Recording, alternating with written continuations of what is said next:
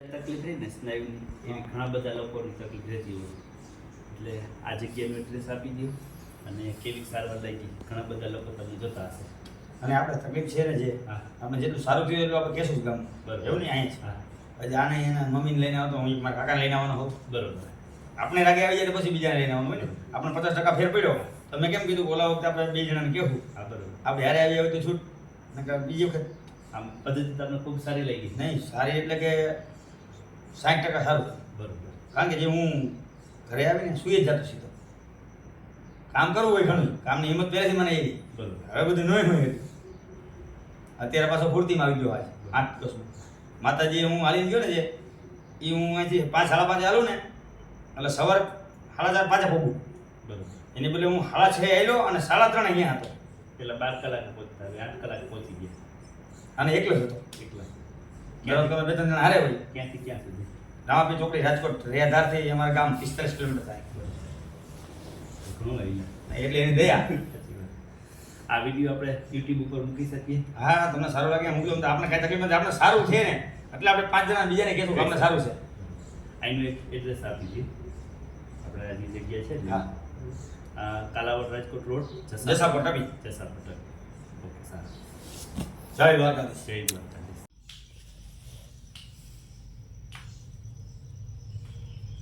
તમારે જે દુખાવો છે ને એ સ્નાયુનો દુખાવો છે એ બે કાંડા દુખાવો છે કસરતથી એકદમ રેડી થઈ ગયા તમારે એટલે કાંઈ તૂટા ના પહેલી વાર આવ્યો છે કે આવા જ જવાનું દુખાવો છે ન આવ્યો નથી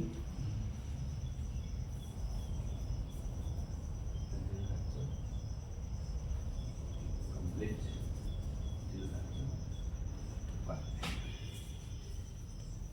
આ બધું પેલા કોપી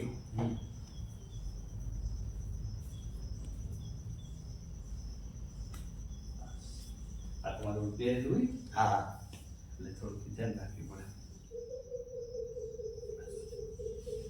આ હાથને કોણીથી વાળી દે એકદમ ઢીલું રાખ.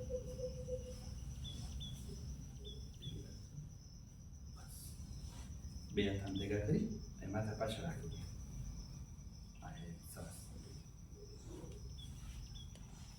ઢીલું રાખજે ઢીલું પરફેક્ટ સીધા હોય સીધા ચપરાવાનું છે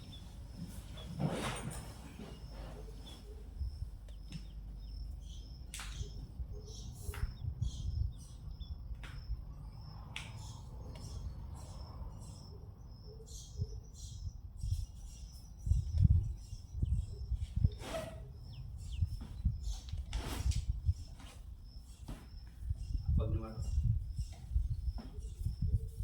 એકદમ ઢીલું રાખજો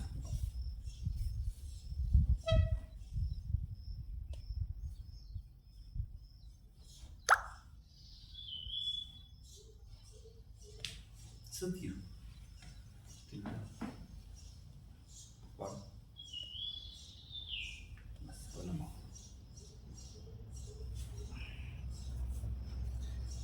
આ પગને વાળો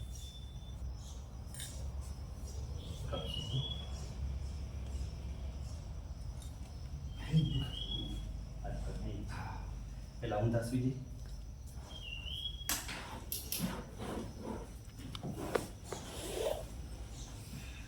બે હાથને સેન્ટર રાખી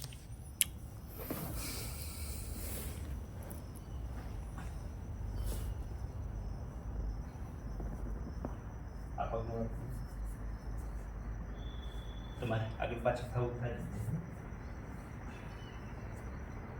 હું નામ ભાઈ ભરતભાઈ ભરતભાઈ હમ આગળ પાછળ થવું થાય રેગલી જ છે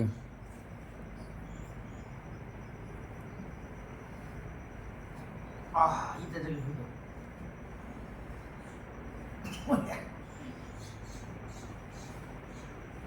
ઈ હતી ન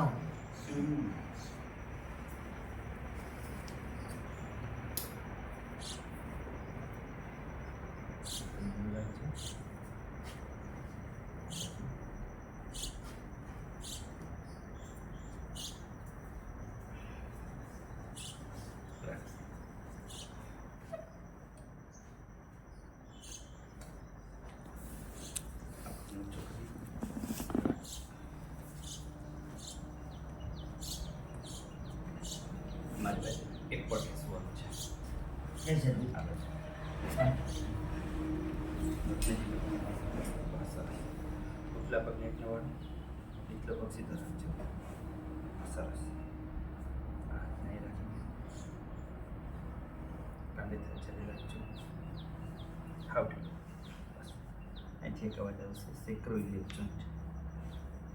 બસ એક વાર. ઓલી બાજુ.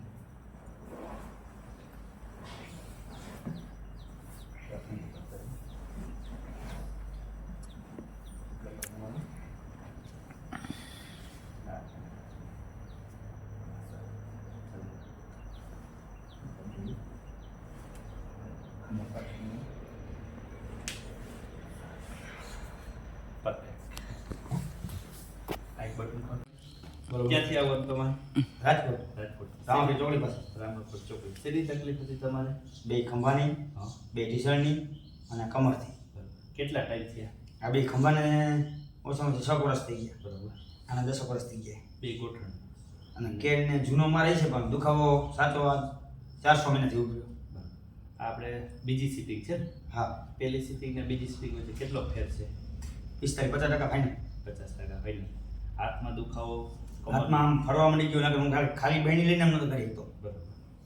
તમારે કામકાજમાં શું હોય? કામકાજમાં જોર દોવાના જોર દોવા મળી જાય ને એટલે હાથ થાકી જાય.